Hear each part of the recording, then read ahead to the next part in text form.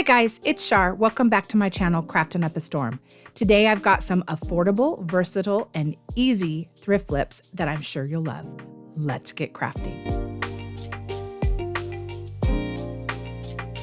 For my first project, I picked up this great metal tray. It looks like it was originally only $5.99 wherever it was purchased from, but I got it for $3.99 and it was in really good condition. I just wanted to repurpose it, lift it up a little bit and make it more of a centerpiece tray. I first cleaned everything off the bottom, and I also have this jar lid that I'm going to use. So I'm going to clean everything off the bottom of the tray, make sure it's good, and then I'm also going to clean this lid for the jar so I can then paint it and use it to lift up the tray. But I want it to match.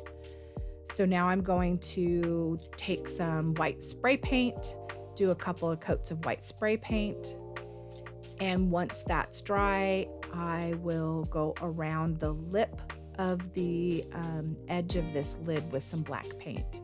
I'm using black chalk paint. That way it matches the same kind of metal and black edge enamel looking look that the tray has.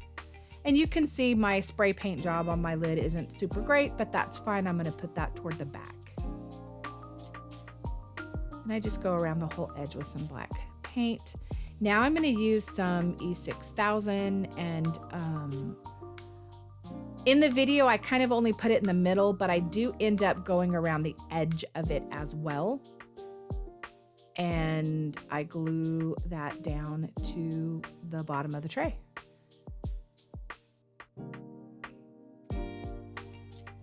Now, to make it versatile, what I wanted to do was use some ribbon that I picked up at the Dollar Tree. This is some Patriotic ribbon that I really liked. It was a little bit too wide. The edge of that tray is really great for putting a ribbon on. So I kind of folded both edges down to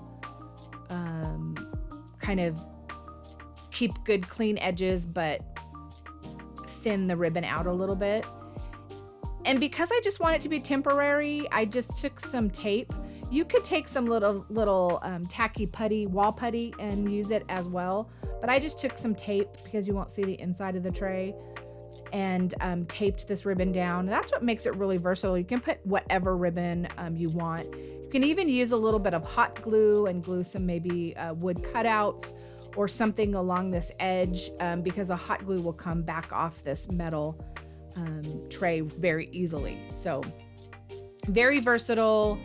You can put some bowls with pretzels or something in it for a barbecue, or you can use it for your decorations. Let me know what you guys think of this one.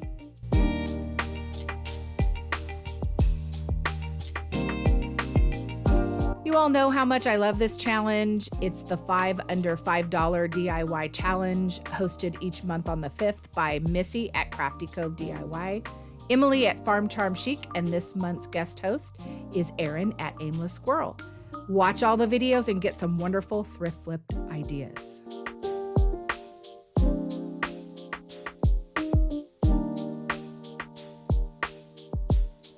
This next project is a little country. I found this cute little cow at the thrift store, and it's advertised $1.99. I paid half price. It was a little too dark for my decor, so I wanted to really lighten it up. So I used some, I believe I used white chalk paint. It might be plaster, but I just wanted to do a really good coat and lighten this guy up. So I painted over everything, maybe 2 coats. It covers pretty well, so I didn't need to do too much. But I got all the edges and around the sides and gave him a good lighter coat. Now I'm going to go in with some truffle chalk paint, and I'm going to put in a few more of the details. I add them back in. I started with the tail and kind of did the tail detail back again. really wasn't worried about it being perfect. I wanted to keep that kind of shabby chic country charm to it. So I just went over, I could kind of still see the pattern below. I also did some hooves and went around all sides because I want to be able to use both sides of this. It stands up really well. And I added an ear. Now for decorating one side, what I thought I would do is take this flag napkin and use it to decoupage on one side, give it a little patriotic charm to it, a little Americana. So I'm using my template to kind of see how big of a square will fit good. And I think the biggest one will work on this little cow. Now I'm kind of lining up to see where I want the flag, what part of the flag I want to show through. So I'm taking and kind of just tracing it out with my pencil so I can see what the edges at least will look like. I'm going around the edges with a wet paintbrush because I want to tear the edges and not cut them. I don't want them to be perfect. I want to give a little rustic tear edge to the to this flag. So I kind of worked with it until I got it the exact shape and size that I wanted it to be. Now I'm taking some Mod Podge. Oh, before I do that, I decided to lighten the truffle areas with a little bit of that white chalk paint again, just kind of distress it and take some of the darkness down a bit. Now I'm going to lay some Mod Podge down and let that dry, and I'm going to put the napkin on top of the dry Mod Podge, and then I'll go back over it with my heat press. And of course, that's the easiest way to get it pretty flat and straight. I wasn't really worried about it. I still wanted this to be kind of rustic, so if it wasn't perfect, it's fine. Now I'm going back over to take some of the color away again and age it a bit with some of that chalk paint. And I really go over some of those edges to really make them look ragged. And that's what I did on one side. Now, because I want to be able to use both sides, on this side, I did want to go ahead and go back in and add some distressing. So I went in with some antique wax on this side, and that way I can flip it over and use either or for decoration. So, and it stands up real easy, and it really worked out. Let me know what you guys think of this piece.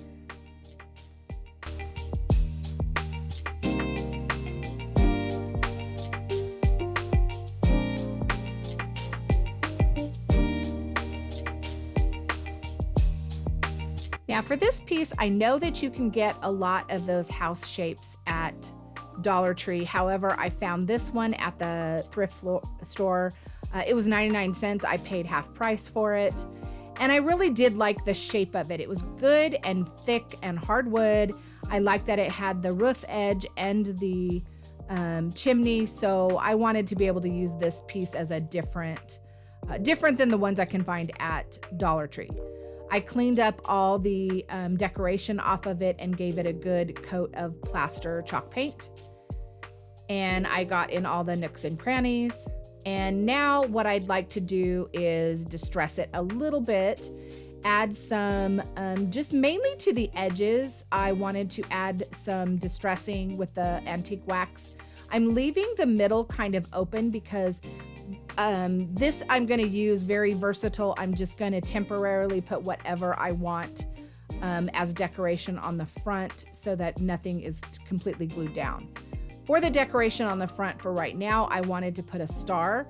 So I had the back of this mirror from Dollar Tree that I didn't use, and it was just a bit too big. So I like the thick cardboard. So I want to keep that, but I'm going to cut it down into a smaller star shape. So I just used my template to find which one would be best. And then I used my heavy duty snips and cut that star shape out. Again, I don't want it to be absolutely perfect because I really do like that rustic kind of homemade look. So it's easy to cut a star shape, just start at the points and go in. And then I kind of cleaned up the edges with some a sanding block. I covered the star with some Mod Podge again and let that dry. And then I'm going to use this little star decor napkin for the front of this one. Laid it down, used my heat press, got everything going, and covered that star really easily. I cut away the excess around the star shape after it was done, and then used my sanding block once again just to go around the edges and get all of the edges of the napkin off. And now I have a really great decoration to put on the front. Again, you can use that wall temporary putty to stick it to it. I didn't have any right at hand, so instead I just used some of the painter's tape.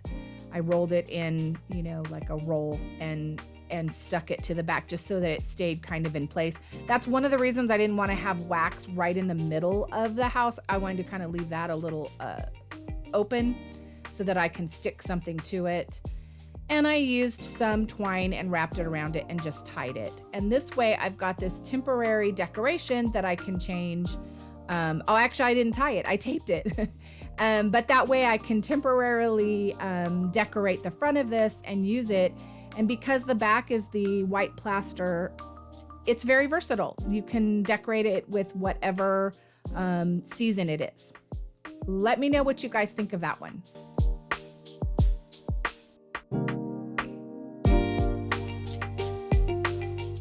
For this challenge, I picked up this rolling pin for $3.99. It was in pretty good shape, but I have about 3 just like it, so I am going to use it to decorate. I once again used that plaster chalk paint and I covered it completely. This gave me a nice palette that will go easily with all different seasons and different colors. So I probably put maybe 1 or 2 coats of the chalk paint on, and that was about it. Now I have a couple of different decals. I kind of want to do something, that says something about cooking and recipe, and this wall hanging from Dollar Tree says the secret ingredient is always love, and I like it. It's just not gonna fit perfectly. So I thought I'd kind of mix and match. I also have this sticker set that kind of is thick, and I like the love on that one. So I'm gonna piece things together. This is something easy to do when you don't have a Cricut, but because these wall hangings are kind of thick, it is a little tricky to get them to go around this rolling pin. If it was just a flat space, it wouldn't be too bad, but I got it. It worked out just fine. So I moved things around and I used the secret ingredient is always, or I think I didn't use always. I just used is love. And then I loved the sticker, the way the love was written, but I didn't care for the copper color. So I did go ahead and paint that with some crimson chalk paint. And I just gave it a couple of coats, made sure it was good and dry because I wanted to Mod Podge over it to help it stick down, and I didn't want the Mod Podge to smear that red chalk paint at all. So I made sure it was good and dry. And then I went over it with a light coat first, and then I did a couple of more coats later. I'm also going over with a little bit of that white chalk paint to kind of take some of the bright color out of the words. I left this side open because I thought it would be perfect to be able to decorate with whatever strip of ribbon would work for the season. And this one I used some Dollar Tree star ribbon. Let me know what you guys think of this one.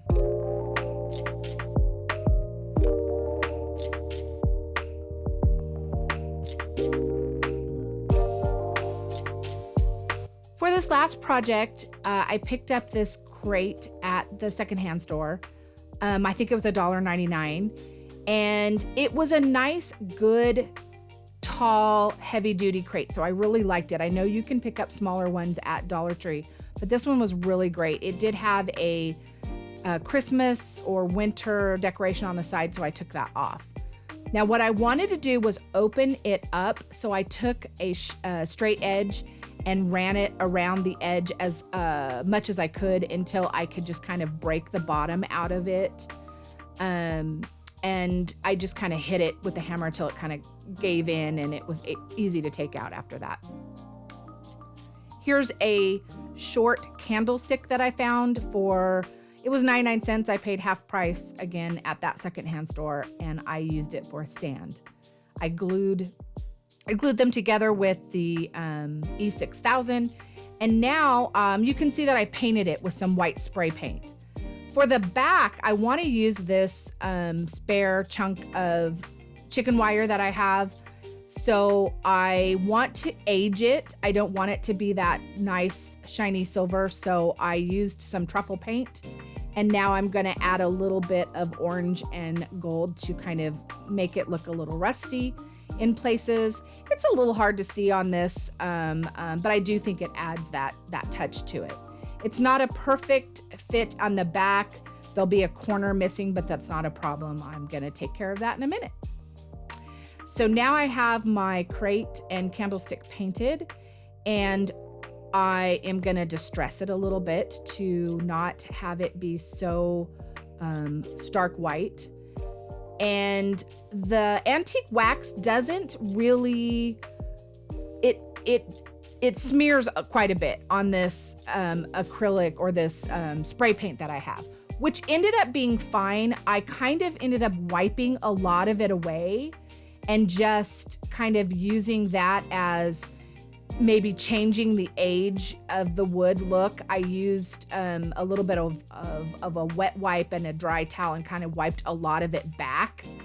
Then went back in with a little bit of that wax in the corners and added that distress and let it dry really well first. And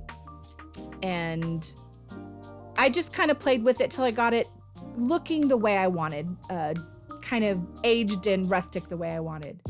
Now I took that chicken wire and I put it on the back, and you can see I used my staple gun and stapled it down. There's a couple of places I'm just going around the edge, and I'll show you. I just took the staple gun where I could get it across the wire and into the wood and stapled it. Now I'm going to trim the edges away and take my needle nose plier and kind of turn some of them so that they're not sharp. And that's the back of my little flower topiary box. Now I have this leftover chunk of floral foam, and I'm just going to cover it with moss on all the sides but the bottom, and glue it kind of into that corner of the box, the same corner that the chicken wire didn't cover completely. So that took care of the fact that there was a corner missing on my chicken wire. And now I have also a little knob that I found. I got a bag full of them at the dollar store for a couple of bucks, so it really wasn't much. And I just added it to the top for a little something interesting on there. And that is my flower box. You can decorate it with whatever color flowers for the season you're in, and it's very versatile. Let me know which craft was your favorite in the comments below, and I would love to have you subscribe to my channel if you're not already subscribed. Go to the playlist and see all the wonderful videos from all the talented crafters we have in this challenge, and I will craft with you later. Bye. Have a great day.